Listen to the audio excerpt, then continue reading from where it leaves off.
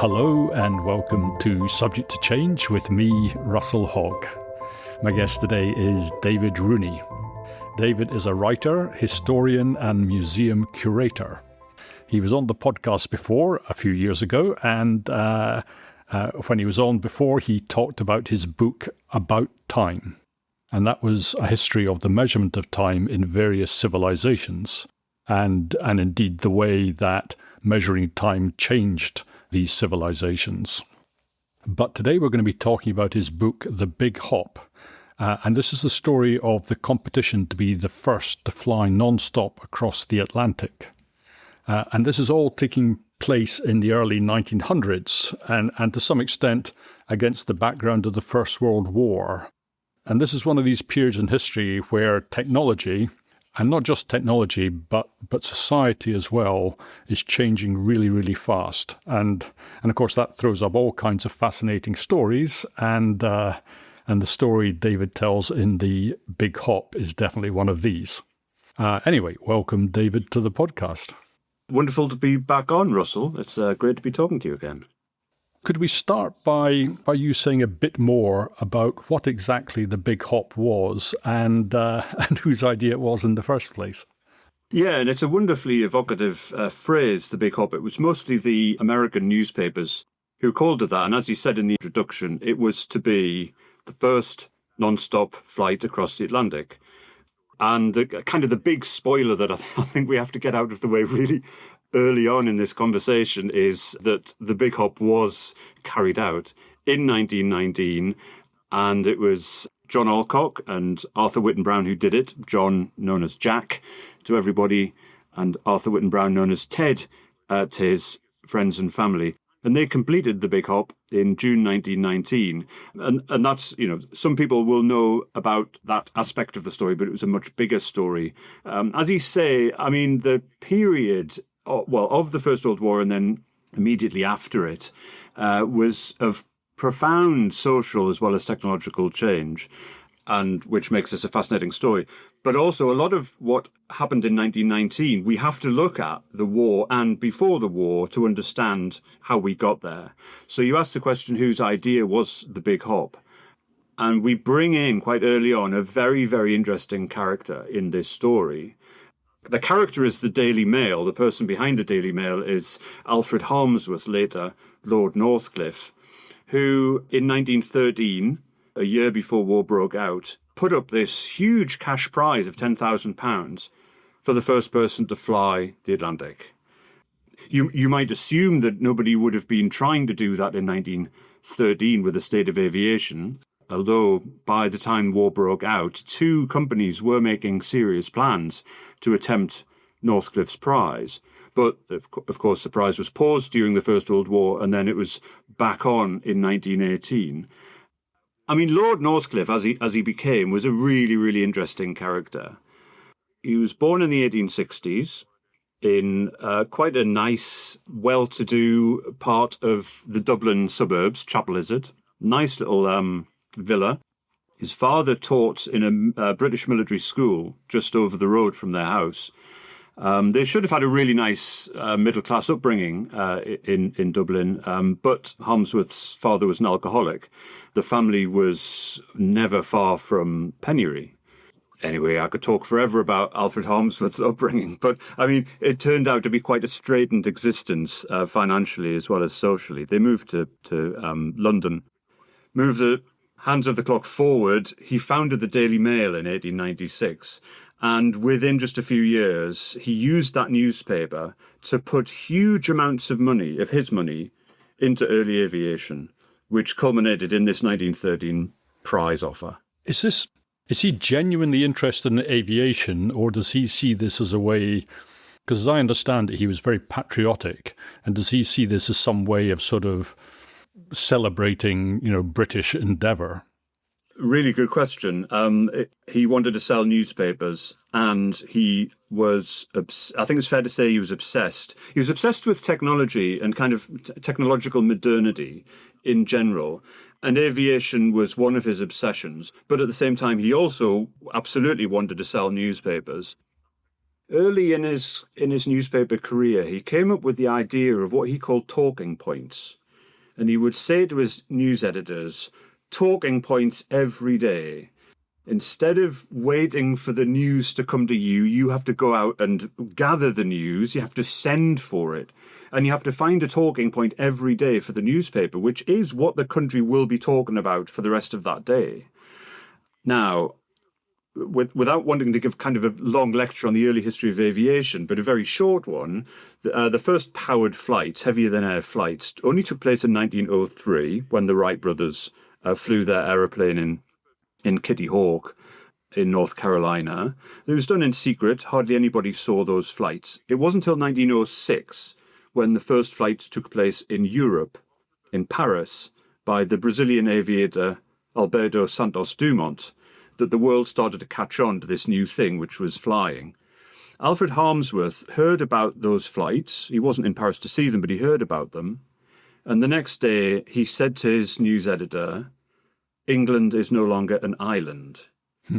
What he'd realised was, now that powered flight can take place, Britain had been, as he said, hiding behind its wooden wall of protection of the British Navy as an island. And now that wooden wall could simply be stepped over in a little aeroplane and could land in Britain. And it was then that he put forward his first aviation prize in 1906 for the first flight to London to Manchester and back. This was 2 years before anybody had flown an aeroplane in Britain. And he became rather obsessed with aviation from a technological point of view, but also because he was deeply patriotic. And unlike many people in 1906, he believed war with Germany was coming and that the aeroplane would play a decisive role one way or another in whether Britain would win or lose that war. It is amazing to think that the first flight is 1903. And I just noticed something the other day where the New York Times gets a bit of a bashing because they had confidently predicted that powered flight was, basically impossible for hundreds of years. And 2 months later, the Wright brothers take to the sky. I thought that was very funny.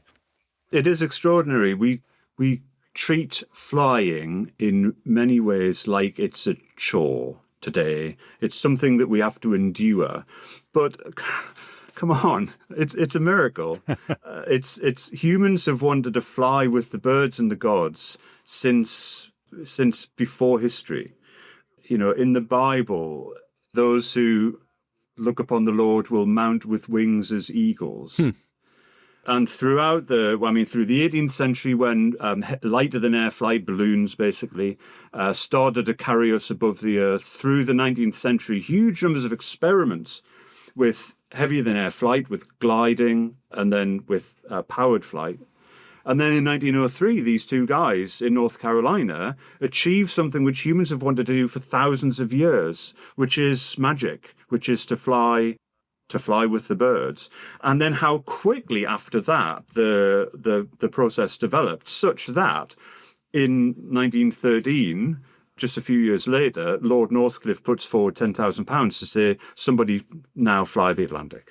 Yeah, it's incredible. I mean, that's, 10 years on from the first powered flight, somebody is now going to fly the Atlantic. Well, they didn't fly the Atlantic because, I don't know whether they would have been able to, but they never got the chance to try. So, because the First World War came along. So, what were the rules of the competition? What was were there any rules, or is it just first across? No, there were rules. When it was laid out in 1913, actually, what Northcliffe had in mind and what pretty much everyone had in mind was that it would be seaplanes or flying boats that would carry out this crossing. In other words, can land on and take off from water. So the rules in 1913 were £10,000 for anyone who could cross the Atlantic in an aircraft, which included waterplanes, from any point in the United States, Canada or Newfoundland. Newfoundland wasn't part of Canada at the time, to any point in Great Britain or Ireland in 72 consecutive hours, 3 days, right? Now, as I said, at the time, they imagined in 1913 that it was likely to be a seaplane or a waterplane. And so landing on the water during that flight was perfectly possible and was indeed expected. Huh. In 1918, when the contest was remounted, the same rules applied, but by that point it was expected it would be a land plane, an aeroplane as we think of them. And so that effectively meant non-stop, which meant you couldn't land in the Azores, in an island. You couldn't land on water and take off because aeroplanes, land planes don't do that. So the rules were quite clear.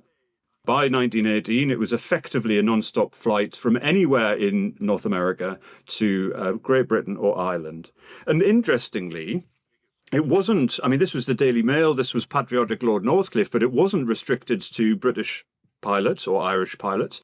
It was to anybody who was a suitably qualified pilot from any country on earth was allowed to take part in this. So that was it. I mean, 1913, that was unimaginable that you could do that. And yet by 1914, there were two companies, one British and one American, who were in advanced plans to try to make the big hop. And then the war intervened. One of the things that sort of comes out in your book, I had never, I'm sort of slightly embarrassed for this, I had never heard of Brooklands, the aerodrome, but really quickly in England, even though what did you say, the first flight in England is 1906, very quickly... 1908. 1908, I beg your pardon. Very quickly, Brooklands sort of becomes the centre of English aviation, and pretty much all the characters in your book, one way or another, end up in Brooklands. Absolutely. It's in an astonishing site. It was a motor racing track built in 1907 in Surrey, so not far from London. Actually, the idea to build it came from Alfred Harmsworth in 1906, who was a motor car nut as well as an aviation guy. People who were driving fast cars at the time in 1907 in Edwardian Britain were really frustrated by the fact they couldn't drive their fast cars on the public roads. So he and the landowners came up with this idea of a huge motor racing track with banked ends and reverse curves and long straights where you could race, 10 abreast to your heart's content at whatever speed you want. I'll come on in very briefly to the aviation that happened there. But if you're interested in understanding the spirit of Brooklands, which, I mean, you're right, Brooklands is a character in this book like no other. A lot of it's been built on in the decades since, but part of Brooklands is still what it was. It's now a museum. You should visit. It's got, aircraft there. It's got motor cars, racing cars. The spirit of the place is still infused in the ground, right? So 1907, it was founded as a racetrack. Actually, the audience numbers were a little bit disappointing. 1908, the first aeroplane flights in Britain took place. So 2 years after the Paris flights. The first official flights in Britain took place in Farnborough, another great site for British aviation. And in 1909, with this growing body of enthusiasts who wanted to get to grips with this new technology, they needed somewhere to fly from, somewhere to build their sheds and their garages to work on the aircraft. And a portion of the central grassed area of Brooklands was given over to a flying village in 1909. And very, very quickly, this community of crazy people started to arrive as if, some kind of signal had been shone into the sky that this was the place to go. And it became this place where no matter who you were, where you were from in life, where you were from in the world, you could turn up. And if you could be male or female, you could be a teenager or in your 70s, you could be from any country, and everyone would rub shoulders side by side at the cafe, the Bluebird Cafe that was opened there, in an equality that was rare, it's fair to say, anywhere else in British society. And you could be anyone, and all you had to be was obsessed with flying and to want to do it from the moment you wake up to the moment you fall asleep dead on your feet, and you'll probably dream about it all night as well. And that's what happened from 1909 onwards. There were 3 we'll come back to this perhaps, but there were 3 teams that ended up in Newfoundland in 1919 to fly the Atlantic. The pilots of each of those teams had all started their flying careers in Brooklands as teenagers years before the war broke out. They knew each other so well. They'd grown up together. They'd competed against each other. They'd helped each other out. And Brooklands was just this astonishing location where, I don't know, like Silicon Valley, where by close physical proximity, innovation happens and the world gets moved on. I mean, I think that's a great comparison, Silicon Valley, but it was still sort of in the garage phase where, the individuals were still very important. It wasn't some giant machine and people were just cogs. Absolutely. And I mean, when you say garages, I mean literal wooden sheds. Yes. I mean, bigger than garden sheds, but not that much bigger. Big enough for the small, tiny little aeroplanes of the day. In many cases, the guys would sleep in the garages, in the sheds, because they couldn't afford lodgings. It was, the garage phase of innovation, absolutely.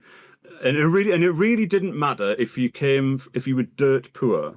And of the 3 people, the 3 pilots of the 3 teams, we've already mentioned Jack Alcock, who was from Manchester, from South Manchester. As working class as they come, his first job as a teenager was as a garage mechanic in South Manchester. Fred Raynham from Suffolk, he was a farmer's boy whose father had died when he was 2, at the worst possible time of the agricultural depression in Britain. He had no money. And Harry Hawker, who was an Australian from the suburbs of Melbourne, also a garage mechanic, also poor, no money. It didn't matter. If you could get yourself to Brooklands, you'd scrape your way through. And we talked earlier about the prizes that were put forward by Lord Northcliffe, but there were plenty of other cash prizes as well. Aviation then was built around cash prizes for competing, races and take-off contests and bomb-dropping contests and all of this. And the money that you could earn if you were good at flying is how you would live, right? So the innovation occurred because the money you could earn by being good and by getting better was what advanced the field, rather than any kind of government investment, of which in Britain there was effectively none before the war. All the people who take place in the Big Hop are men, but it was interesting what you said earlier is that women are there right at the start of aviation. I mean, some of it is for the glamour. I mean, some of the pilots, I mean, they're terrific pilots, but it adds newsworthiness. So people like Amy Johnson and Amelia Earhart. But I mean, Hilda Hewlett's there right at the start of British aviation. Absolutely. And Hilda is a very much less well-known figure compared with Amy Johnson or Amelia Earhart in America. Hilda Hewlett, in middle age, so she wasn't kind of a teenager when she got into aviation. She'd married a writer and poet, very much middle class. She found the whole thing stifling, and she ended up getting out of that relationship and found herself in Blackpool in 1909 at one of the first aviation contests in Britain. And the first time she saw an aeroplane take off in front of her eyes, when she first saw a sliver of daylight between the wheels of the aircraft and the turf of Blackpool Racecourse, her life was turned on its head. She was determined from that moment, she said, to understand everything about aviation under her own hand. So she got into a partnership with a French aviator, Gustave Blondeau, and in 1910, they founded Britain's first flying school at Brooklands. Now, this gets a little bit contorted, but Hewlett and Blondeau's first pupil at that flying school, the first flying school, was a guy who gave Jack Alcock his first job in aviation at Brooklands. He gave him his big break. Without Hilda Hewlett, likely Jack Alcock wouldn't have got into aviation, or at least not as quickly and deeply as he did. Similarly, Hilda Hewlett also probably gave Tom Sopwith, who's a great name in 20th century aviation, gave him his first aircraft ride and kind of gave him the bug which led to him founding Sopwith, which became Hawker Engineering and Hawker Aviation, a name to conjure with in aviation. Hilda Hewlett went on, she moved on quickly from teaching aviation to building aircraft. She started an aircraft manufacturing business just before war broke out. And during the war, from their factory in Luton, as with most aircraft and munitions factories, it was mostly a female workforce. She made some of the best aircraft of the First World War. And the British Admiralty, who were not known for giving praise lightly, said on record and in writing that they considered the aircraft of Hewlett and Blondeau to be some of the finest made, some of the most reliable. And the way she managed the business, the quality of her quality control, the way she managed her workforce and ran her factory was noted repeatedly, not because she was a woman, but because she was good. She is a figure not so well known. I was very glad to be able to tell some of her story in the book, is really significant in understanding British aviation in the first couple of decades. She lived a long life. Her kind of public recognition faded, but without Hilda Hewlett, a lot of what I talk about would never have happened. And so it was absolutely the case that whilst, of course, women were in a minority at places like Brooklands, they certainly weren't absent, and they were treated no differently as long as they were good, and Hilda Hewlett was the best. So I guess, we said earlier that the prize is offered in 1913, but then one of these things happens, which is that the Great War, World War I, it intervenes, and I suppose one of the things it does is that it accelerates aircraft development. Yes, absolutely. It accelerated it over the 4 years, but really it was only the later years of the war that it really accelerated, because at the start in 1914, again, I'm concentrating on the British case here, but you can see parallels around the world. The British armed forces and the British government did not have any interest in the aeroplane at war. They couldn't see any use for it. They didn't want to invest in it, and they thought it was a sideshow. And if anyone was involved in it, they'd just get themselves killed.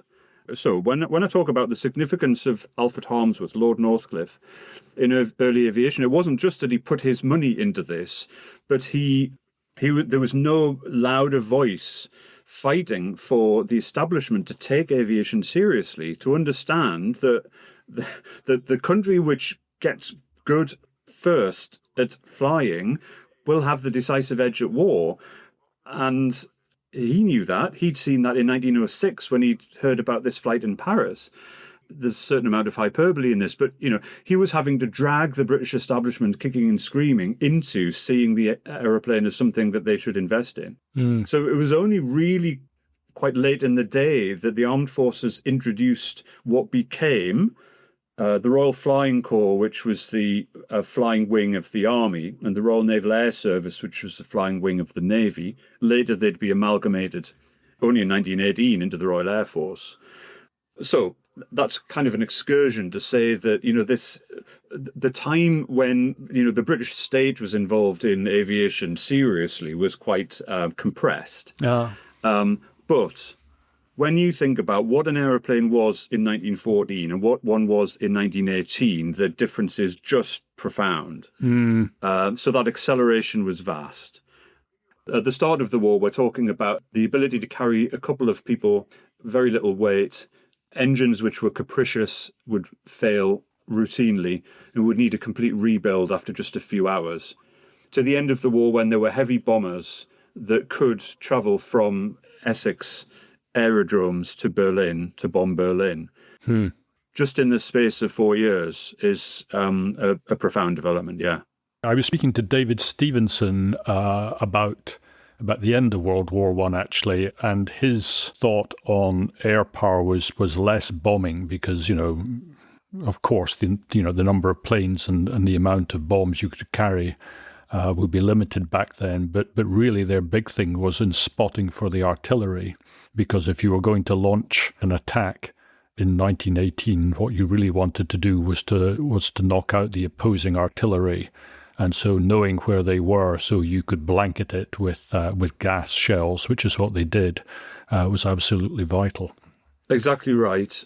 And that's what Arthur Whitten-Brown was involved in. So the idea of observing, so being able to see troop movements, eyes in the sky, you can see troop movements, you can see armoured vehicles movements, you can see where the guns are placed.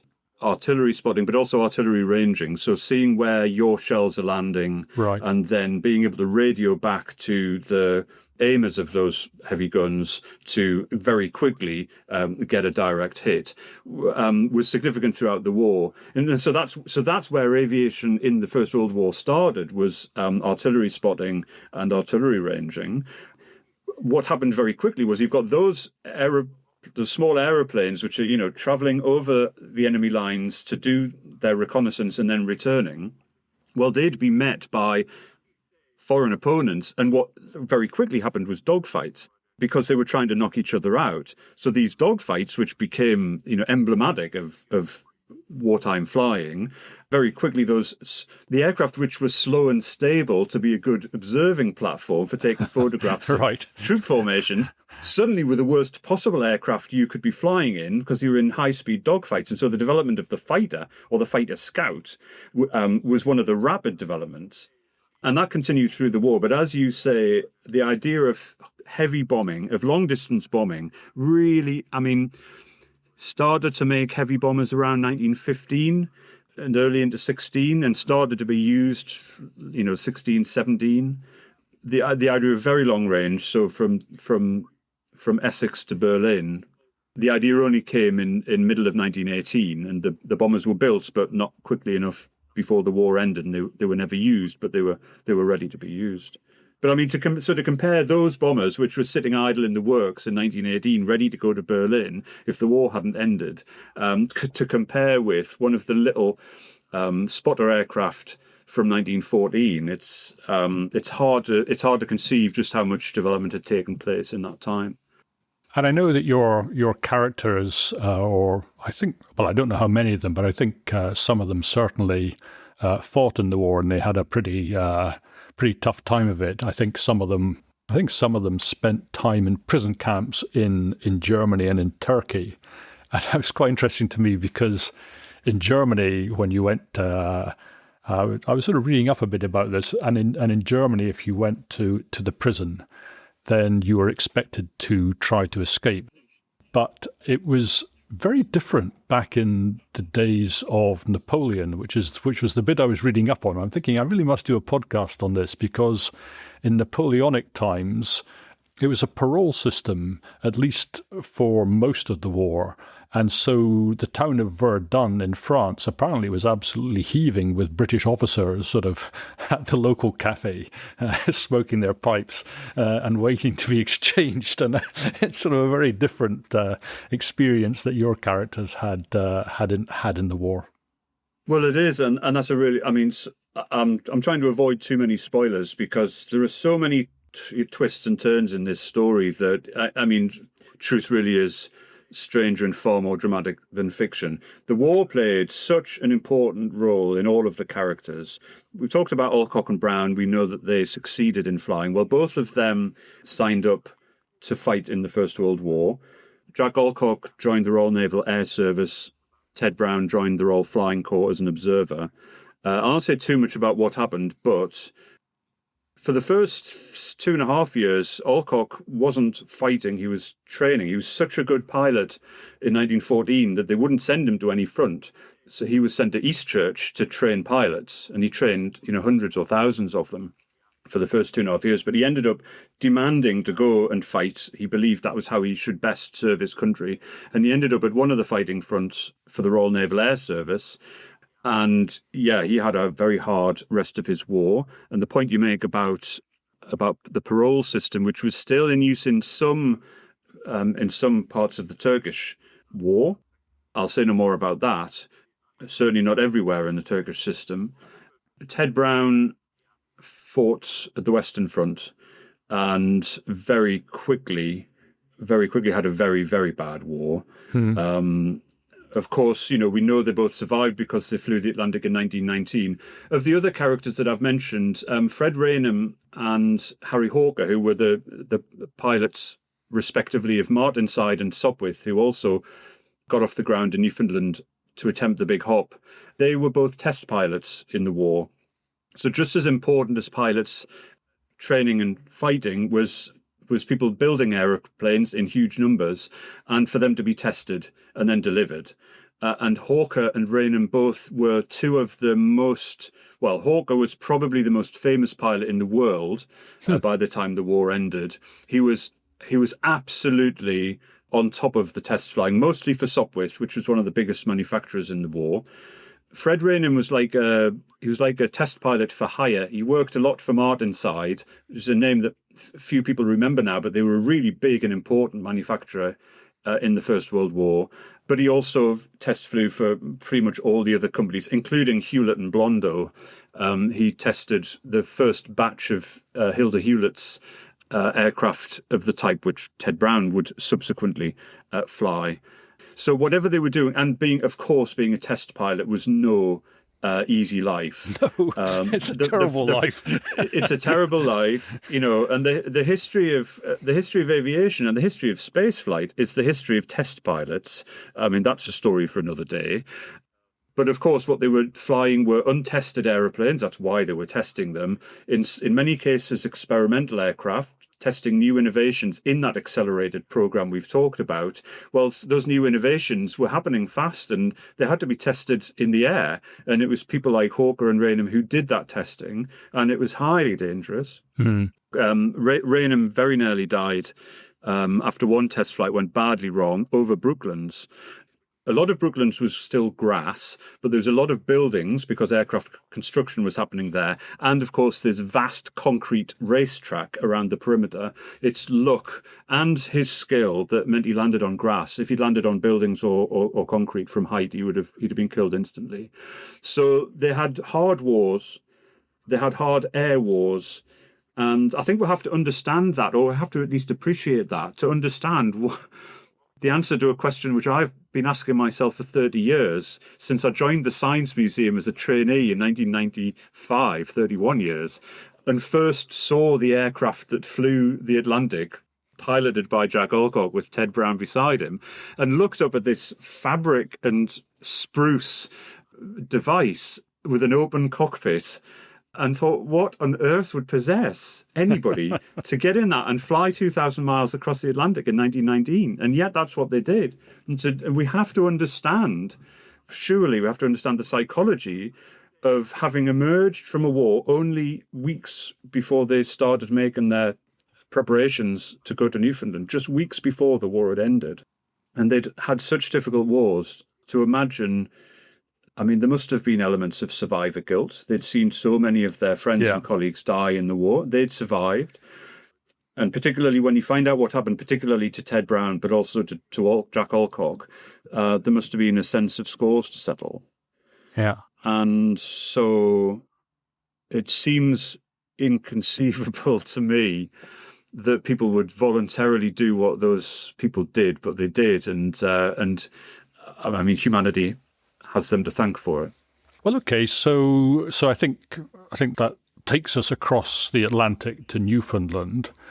And in a way, just like Brooklands is a character in the book, I sort of feel Newfoundland is a character in your book, because it seems like an absolutely terrible place to be launching an attempt to cross the Atlantic, because it's got terrible weather. It seems to be mountain and bog with hardly a square yard of flat terrain. So why are they leaving from Newfoundland? I think you've described it perfectly there. It's the worst place on earth that you would imagine flying a 1919 aircraft from. And they knew it. This wasn't a surprise to them when they arrived. And in fact, Hawker and the others would often remark on, if you were looking for propitious flying grounds, this is not the place you would look. However, the real challenge of the Big Hop, in my view, was engines and fuel, not airframes.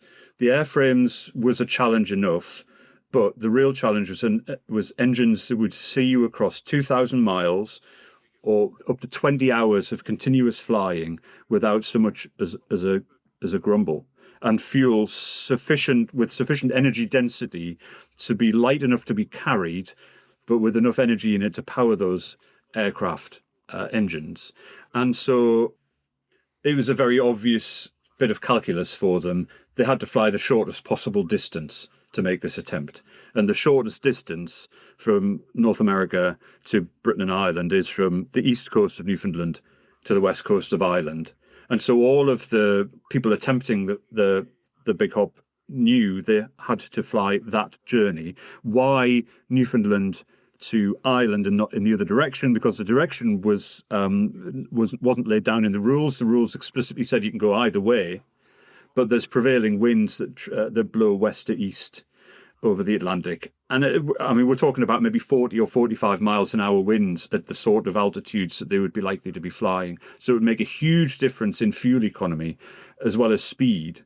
So everybody knew with the aircraft you had, the engines and fuel available, you had to fly from Newfoundland to Ireland in that direction, which meant, first of all, you had, if you were British, you'd have to build your aeroplane in your factories in Britain and then ship it in crates, disassembled, to Newfoundland, and then reassemble it and test it. And you'd have to find somewhere, anywhere, suitable for a long enough takeoff run, which would have to be a long run because these aircraft would be very, very heavily loaded with all the fuel they needed to make it across the Atlantic. And as you said, there's not a square foot of clear ground that didn't have ditches or trees or a bog. It was appalling. It was absolutely terrible, but everyone knew they had to do it. So, Sopwith, which was Harry Hawker's company, Sopwith was first to get a team together, to get an aircraft built, but also to send somebody out early to scout for an aerodrome, or rather for land that could be turned into an aerodrome. Martinsyde was second. That was Fred Raynham's company. They sent a scout out as well, who turned out to be the guy who would be navigator for their attempt, Charles Morgan. So he went out early to find a flying ground. He got influenza on the ship to Newfoundland, so he spent a couple of weeks in hospital when he arrived. Of course, this was the big flu pandemic, which killed more people than the war killed. We have to remember that when we understand how people saw the Big Hop in 1919. The third group was Handley Page. We can talk about those a bit later, but they never made it off the ground for their Big Hop. The fourth group was Vickers, which was Jack Alcock and Ted Brown's company, and they were really late to the party. And for whatever reason, they didn't manage to send a scout early. So when they arrived, only in the middle of May, they not only had to receive their aeroplane, build it, test it, put right all of the problems, but they also had to scour the island for an aerodrome. What do I mean by that? You couldn't look at kind of Google Earth. They had to rent a motor car and drive sort of 14 hours a day up and down the Avalon Peninsula, looking for any piece of ground that might be suitable, get out, measure it, pace it out, work out what the direction was, because the direction of takeoff mattered a lot to do, again, with prevailing winds. And inevitably, every day, day after day, they'd come back to their digs in St. John's, the capital of Newfoundland, with kind of glum expressions on their face, having failed to find anywhere. This went on for days. I must admit, I sort of, raised an eyebrow a bit when you said how everybody was cooperating with everybody else, because, people weren't necessarily prepared to share the airfield that they'd managed to create, were they? So all right. So I've just mentioned Handley Page, which was this fourth company. The teams of the three other companies, Sopwith, Martinsyde, and Vickers, Harry Hawker, Fred Raynham, Jack Alcock. As I said, they'd all grown up together as young people at Brooklands before the war. The Handley Page team was different in so many ways. The Handley Page aircraft was much, much bigger than the other aircraft. We can talk about the aircraft in a minute. But it was an absolute monster of a four-engine, needing the biggest aerodrome you could imagine. But Handley Page, the leader of their team, which was a four-person crew, was a Royal Navy Admiral in his 50s, Mark Kerr. Not at all like the Brooklands boys. In every respect, he'd been born in a palace. He had close links to royalty. He was an admiral in the Royal Navy. He was in his 50s. And he was working for Handley Page, which had the directors of Handley Page had deep pockets. He himself had deep pockets. He knew the Prime Minister of Newfoundland personally. And so he was very well connected, an establishment figure. The other three were these scrappy Brooklands guys who just wanted to continue what they'd been doing at Brooklands before the war had stopped their fun. They wanted to pick up and carry on in 1919. So those three groups famously collaborated. So many things went terribly badly wrong, and in every case, those three groups would come together and they'd help the other people who just suffered whatever tragedy or calamity. They'd help out. Handley Page stood aloof throughout all of this. Their aerodrome was nowhere near St John's. They had access to land that nobody else had. Mark Kerr didn't hang out at the hotel where all the others were staying in St John's. He stayed in a big house with a fleet of Rolls Royces put at his disposal for his sojourn on the island. And then when Vickers and Jack Alcock arrived and were looking for a takeoff ground, they got into talks with Mark Kerr about using the big aerodrome that Handley Page had developed. And Mark Kerr strung them along, letting them think that an agreement would be arranged, and then at the last minute said, you can only use our aerodrome after we've taken off for Ireland, and you're going to have to pay for the aerodrome as well, the whole development cost, which was huge.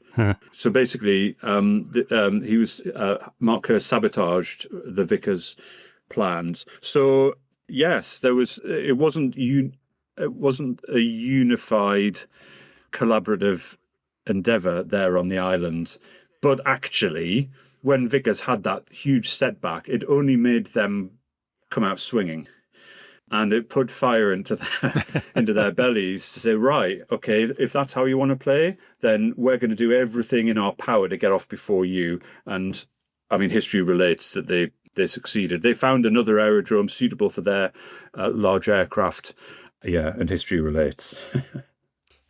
I mean, you sort of hinted at it, but how dangerous is this at this stage? Because things have moved on quite a lot. So, and yet it feels like it's still right at the edge. Even in 1919, to fly the Atlantic, I mean, it was proved to be possible, but it was only just possible. The big challenge, as I mentioned earlier, was engines. When engineers talk about sort of mean time between overhauls, in other words, what's the duration after which you have to take the engine apart completely overhaul it and rebuild it, it was just a handful of hours, except for the very best engines. If you were going to have a flight lasting 20 hours, then an engine that would work for 10 is no good, of course. There were some engines by 1919 which were good, and the Rolls-Royce Eagle and its little sibling, the Falcon, were what all 4 teams at Newfoundland used. The Eagle was an incredible machine. It was the first Rolls-Royce aero engine. Rolls-Royce didn't want to get into the aero engine game. They were quite happily making motor car engines. But the British government, seeing that they needed aero engines which were powerful and reliable, encouraged them to move into that game. And the Rolls-Royce Eagle turned into this extraordinary power plant, the DNA of which you can see in every Rolls-Royce turbofan flying huge airliners around the world today.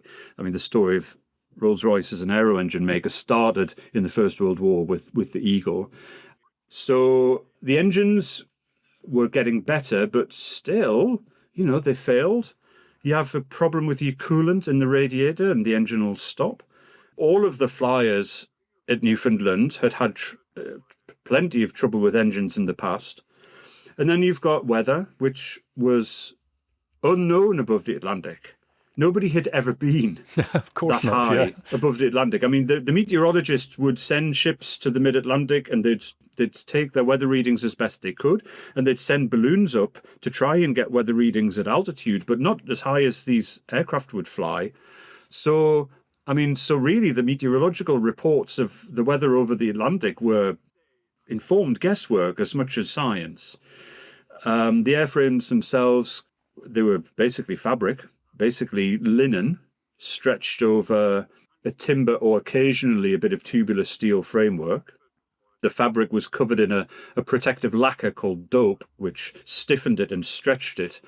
But instruments were rudimentary.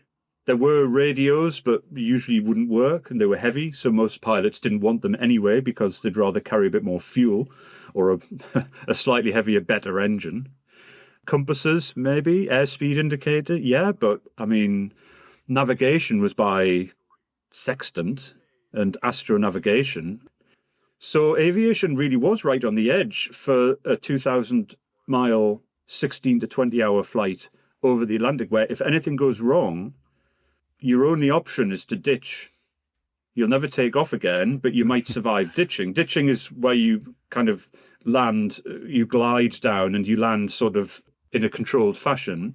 The very worst thing that could happen, which was talked about by many as the weeks in spring 1919 went on in the hotel in Newfoundland, was what happens if there's a sudden catastrophic failure and then you go vertically down. Hmm. And then the aircraft becomes your grave at the bottom of the Atlantic and is never found. So when I talk about kind of the mindset of the people who got into those cockpits, knowing all of that very well, they still did it. It's remarkable.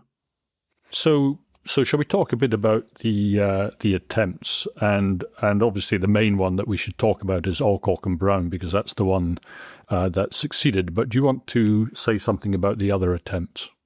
Well, yes, because this was a contest and it became a race. So I've mentioned the fact that there were 4 teams at Newfoundland in the spring of 1919 ready to attempt the big hop. 3 made it off the ground, hoping that their next landing would be in Ireland. And the first off the ground by far was the Sopwith team, with Harry Hawker at the controls and a Navy man called Matt Grieve as his navigator, in a single-engine Sopwith aircraft. It was quite big, but it wasn't a tiny little thing, but it was a single engine. Hawker was very keen on single engines because he believed if you had a twin engine, you couldn't continue on one engine even if one failed, so why carry 2? Right. You're almost doubling the risk. He believed so, and it was very controversial at the time, but he made a lot of technological innovations for the aircraft that he designed with Sopwith. He was first away in May the 18th and got off the ground just because, of course, the aircraft was very heavy, but he managed to get off the ground and cross the cliffs of the St. John's coastline and then dwindled till he was a speck in the sky as he carried on over the Atlantic. I'm not going to say what happened, except to say that he had enough fuel for 24 hours. The journey was expected to take a maximum of 20 hours. It might be quicker if the wind was in their favour. The whole world was watching this. The first aircraft to take off. First of all, the first aircraft to fly above Newfoundland on their test flight. And then the first aircraft to attempt the big hop, which was the biggest news in the world at that time. Everyone knew when he'd taken off. Everyone then turned their attention to the west coast of Ireland. And then the time of his expected arrival approached and then passed, and they never arrived. So the story of what happened over the Atlantic and what happened as the world was looking on, every newspaper was absolutely covering this. 6 editions per day or whatever were bringing the latest on Hawker and Grieve lost over the Atlantic. So I'm not going to say what happened, but that was the biggest news of May 1919, and there was the feeling of great loss among everybody looking on that the most famous, pretty much, pilot in the world didn't make it across the Atlantic was palpable.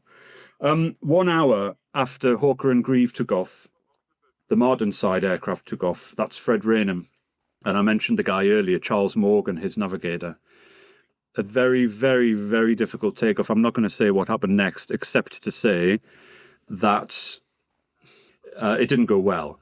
And it was a reminder to everybody, a very hard reminder to everybody, as we've just talked about, just how much on the edge this attempt was and how the tiniest thing might mean the difference between success or failure. That left Handley Page and Vickers, the only 2 in the race. And this, I've mentioned the rivalry between the 2. The race really was on. Handley Page were very well resourced. They had this big, powerful aeroplane, a 4-engine, 4 Rolls-Royce engines. Blimey. And Vickers had a twin-engine, smaller aircraft, the Vickers Vimy. Well, you say it was smaller, but it's still pretty huge, isn't it? It's big, yeah. The Vickers Vimy was one of the Berlin bombers that the government commissioned. They commissioned from Handley Page and from Vickers. They commissioned Berlin bombers in 1918 after there'd been some particularly bad air raids over Britain. They decided they wanted to bomb Berlin, and they commissioned this 4-engine bomber. Handley Page were already making twin-engine bombers. Jack Alcock flew them in Turkey. The Vickers machine was a little bit smaller, twin-engine, but it was also big. And as I've said, it survived. It's at the Science Museum. I grew up under its wings as a trainee and then as a member of staff for years. You're right, it's huge. I mean, it's so big. Visitors to the flight gallery at the Science Museum would be forgiven for missing it. It's kind of paradoxical. It's so big, you almost can't see it because you can't step back well enough to see this big bomber. There's actually a replica was made at Brooklands, and it sits in its own hangar at Brooklands. If any of your listeners have a chance to visit, you must, and see the replica, because you get a much clearer sense of the scale of the machine when it's got space around it. But yes, it was a big machine filled with fuel and oil, and then these 2 seats side by side, a real squash at the front for Alcock in the right-hand position to fly it, and Brown sitting next to him with his sextant and his computation calculator and his charts. I mean, I don't know how much you want to say, but you've teased us, so far. So I'm getting quite hopeful that you'll say a bit about how their attempt went. Well, okay. I mean, we know they made it. They made it across. They made it to Ireland, June 14th to the 15th, 1919. Their 20-hour journey from Newfoundland, St John's, to a place about halfway down the Irish coast in County Galway, a place called Clifton. And they landed, having made the first non-stop flight across the Atlantic, and made history in doing so. The story of what happened in those 20 hours is just mind-blowing. I believe strongly that Jack Alcock was one of the finest pilots in the world.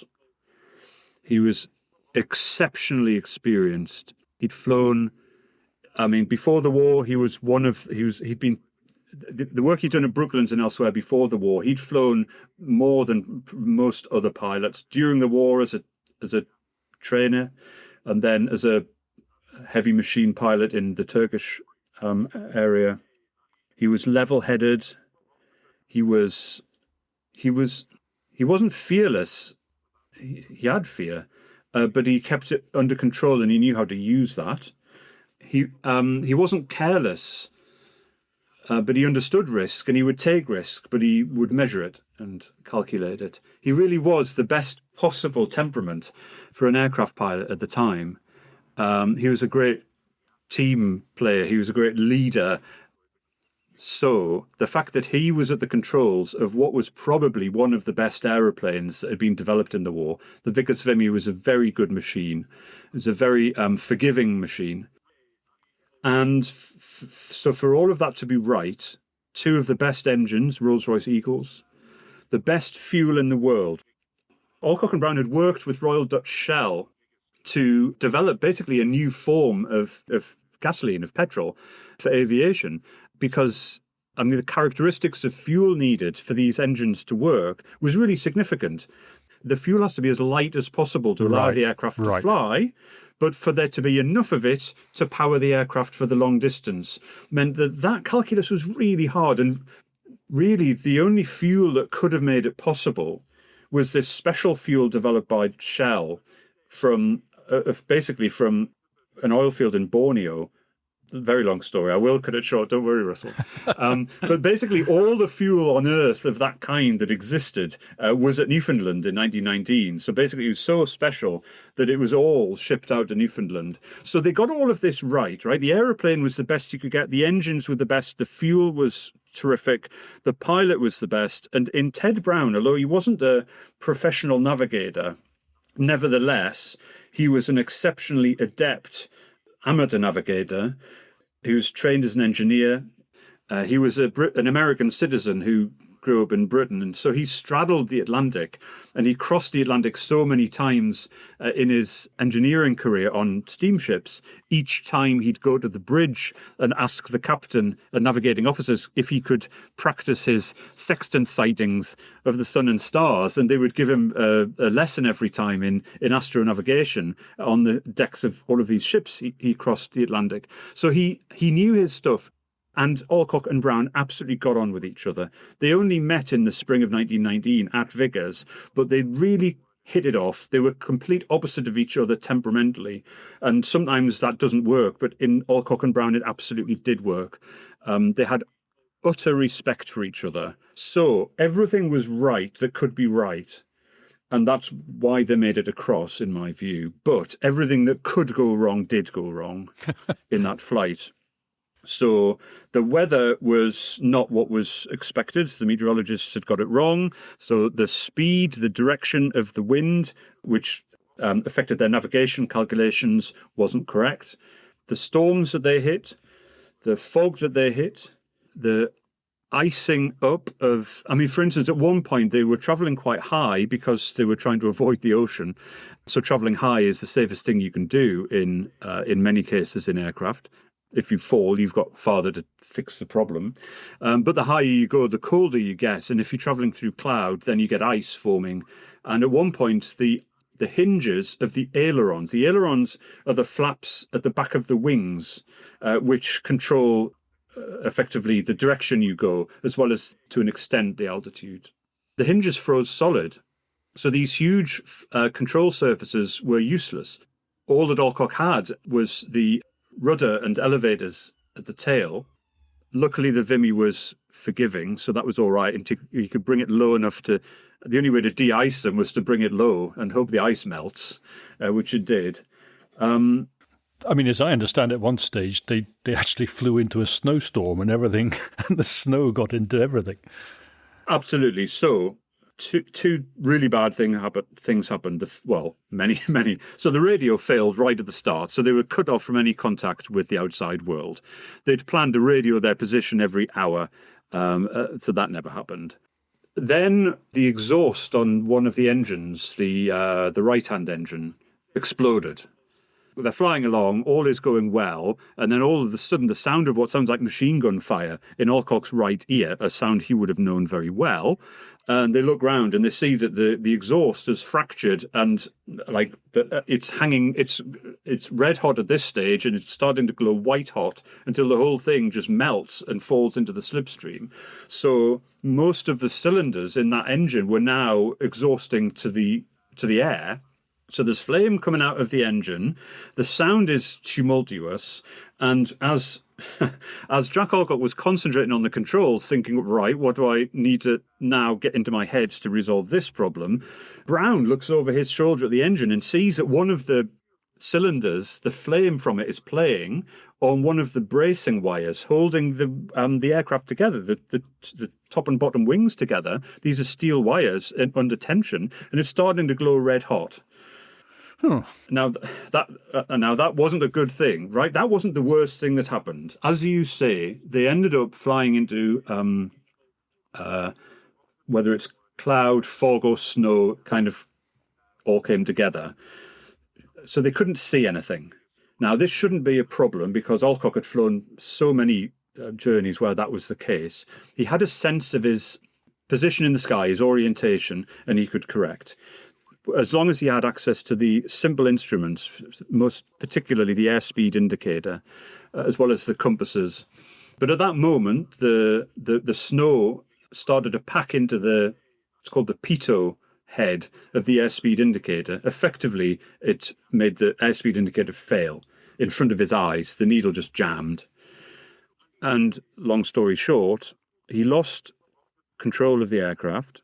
And because they were in this very dense fog or snowstorm, he couldn't see a thing. He had no idea how to bring himself out of it. They fell into a very steep dive. They knew that. They could feel that. And the engine started to start roaring because the speed of their dive was making them spin out of control. So he had to shut the engines down, shut them off. You could see from the compasses spinning wildly, that they were probably in a spiral dive, but you need external visual cues to know how do I correct to get out of the dive. You can get out of those dives, but you have to be able to see the world around you. And he couldn't see a thing. So they were in this dive. Ted Brown had been in a situation like this before. I'll not say too much about that, but he knew what was coming. So he just gathered up his notebook and loosened his safety belt, because they expected that the next thing they would know would be they'd hit the ocean. They hoped that they'd come out underneath the lower surface of that fog bank or whatever it was before the ocean floor. In other words, that fog would stop a little distance above the ocean, and they'd therefore get their sight back, and they'd have enough space and time to recover the aircraft. But it could well have gone down to the surface of the ocean. The next thing they'd know would be they'd hit. Well, they did come out underneath the lower surface, thank goodness, but not by much, like 100 feet. And the speed they were going and the direction they were going, it was 50 feet before Alcock had been able to very quickly and instinctively, because he was such a good pilot, work out, they were basically sideways at this point, work out what was going on, start the engines back to life, and they roared back to life immediately. The Rolls-Royce engines really were that good. And he was able to pull them out of that dive with 20 feet to spare between the Vimy and the surface of the Atlantic Ocean.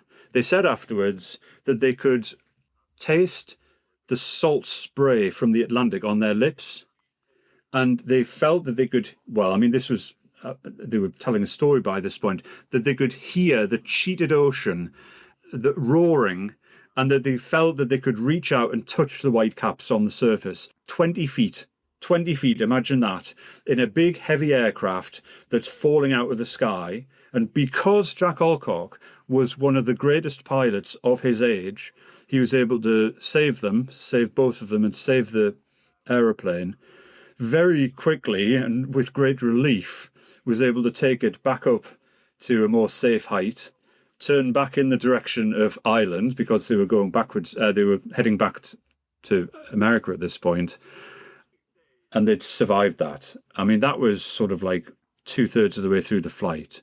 Many more things happened after, things that happened before that. You can imagine, can't you?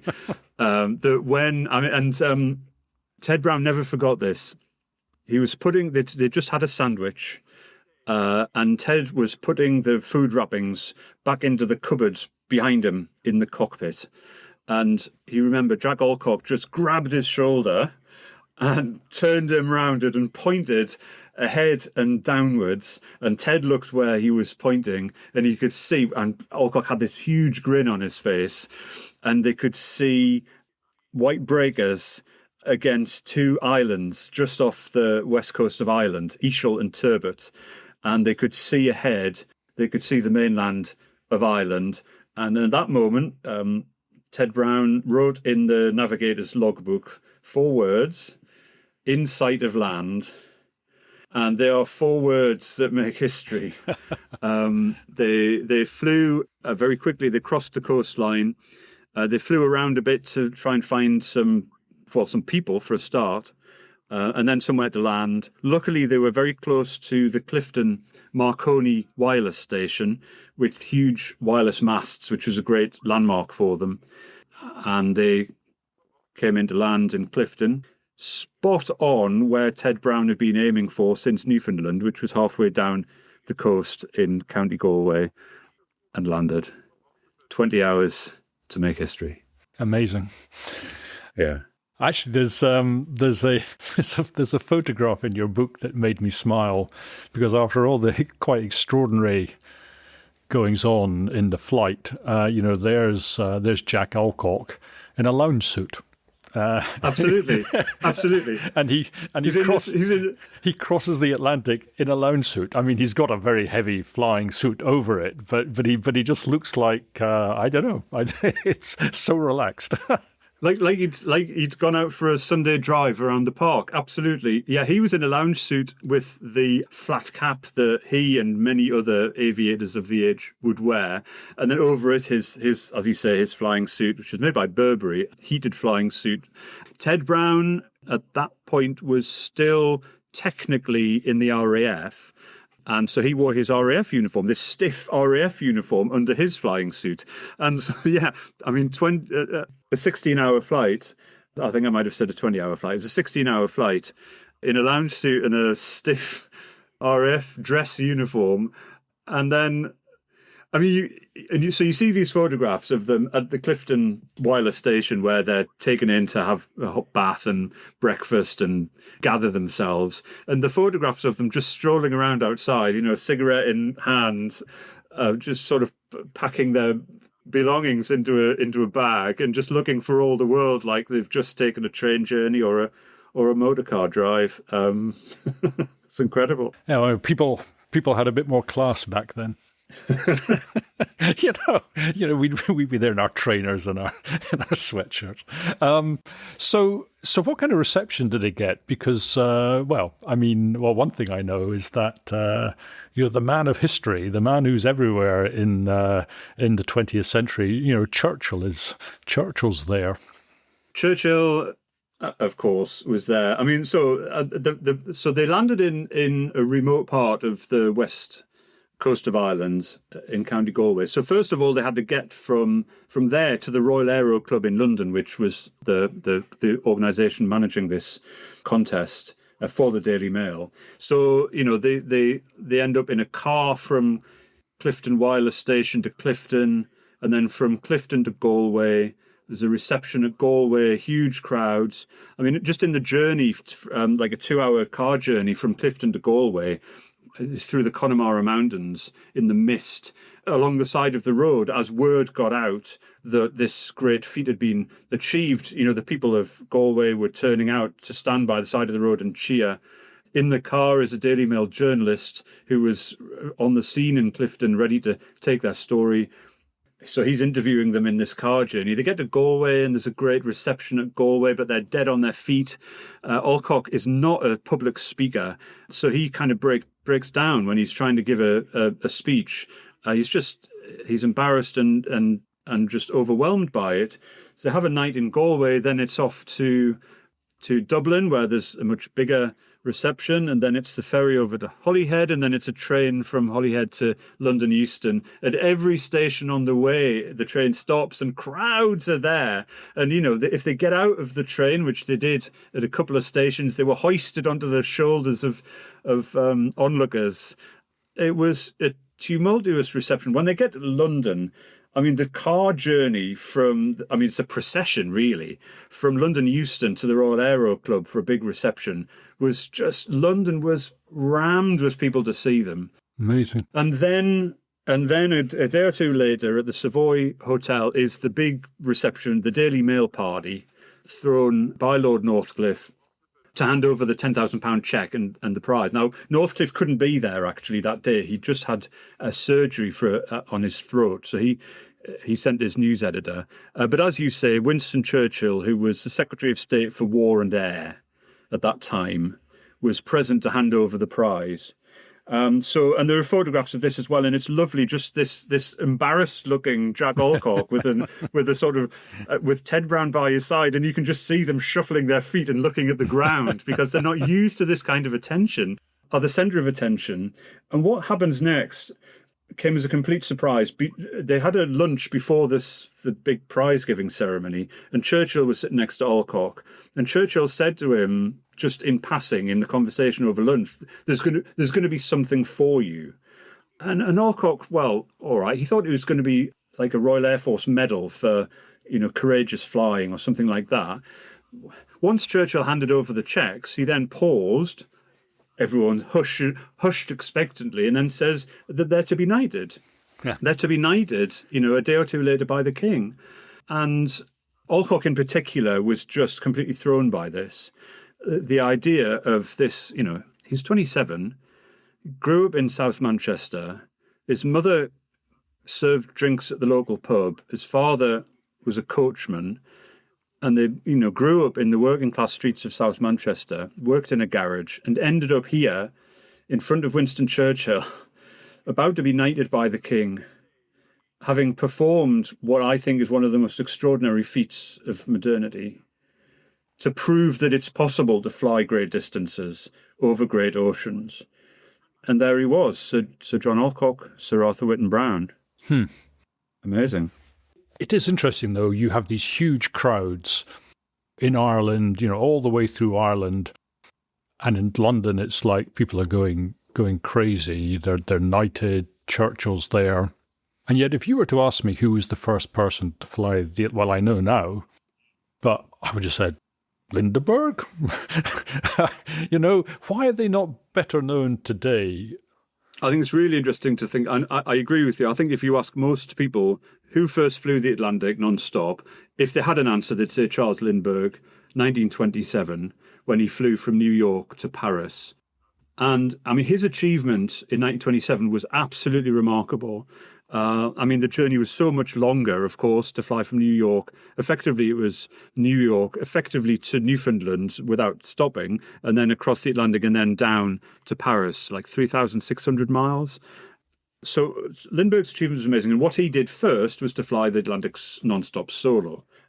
But why did we forget Alcock and Brown of 1919? I think there's probably a couple of reasons why that's the case. I think timing was just wrong. When we remember that when they flew the Atlantic in June 1919, the terms of the peace of the Great War hadn't been agreed at Versailles. Right. So in many senses, there was an armistice, but the war hadn't been concluded. And so people were, and it was only weeks, really, when you think about it, since everyone in Britain, had family members involved in the war in one way or another. Yeah. And the aeroplane at that time, bear in mind that civil aviation did not exist. It hadn't been invented. So commercial flying wasn't a thing. What people associated aeroplanes with was death in the war, or crazy people before the war experimenting and crashing and doing mad things at places like Brooklands. The aeroplane, I think people were quite relieved to turn their back on this escapade as quickly as they could. It was in the papers for a few weeks, but I think the timing just wasn't right because people had the war in their mind. I mentioned the influenza pandemic. The flu pandemic was raging around the world still at this point, and more people were killed by flu than by the war. So that was in people's minds. And so there was a certain temporary period where the transatlantic flight, the big hop, was a welcome distraction from all of this. But I think people were moving on quite quickly. The second reason is that Alcock and Brown were absolutely not celebrity-minded. They did not want to be famous. They wanted to fly. Alcock wanted to fly, and Brown wanted to get back to engineering. They were reluctant heroes. Yeah. And so while they did plenty of public appearances, they didn't court the fame. And they just wanted to get back to their normal lives as quickly as possible.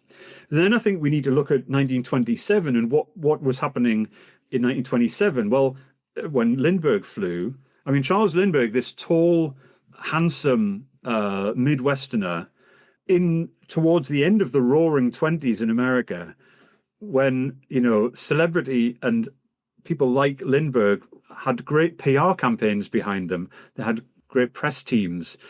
Everything just worked. The time was right in 1927 for the world to celebrate this great figure of Lindbergh, who'd made this extraordinary achievement.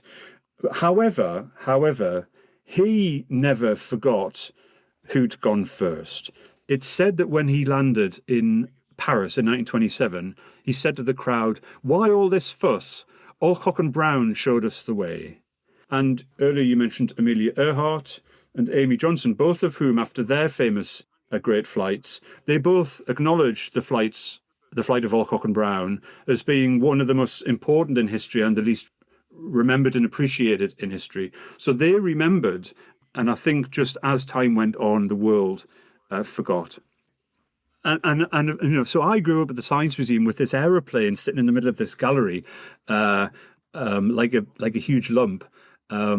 But the story of the people and the people around those two great figures, Alcock and Brown, it's hard to tell in a museum gallery. So to be able to bring it out from the shadows and to stand Alcock and Brown alongside Lindbergh and Earhart and Johnson has felt a great joy, actually. And all the other characters in your book, I mean, we've had to skip over some of the, but I mean, just some of the stories in the book are just jaw-dropping stuff. It's terrific. Look, we should end it there. I think we've done them justice. I think that's terrific. So, is there anything else, or do you think we're done now? I think we're done. I think I would have been happy to talk about what happened to Alcock later in 1919, but actually, for the same reason as how I ended the book, I rather like the idea of this being an achievement, not a tragedy. Okay. So I'm happy to leave it there, and I think you've covered everything in an exemplary fashion in your questions. So thank you. Not at all. Okay, David Rooney, thank you very much indeed. Thank you, Russell. It's been a great pleasure.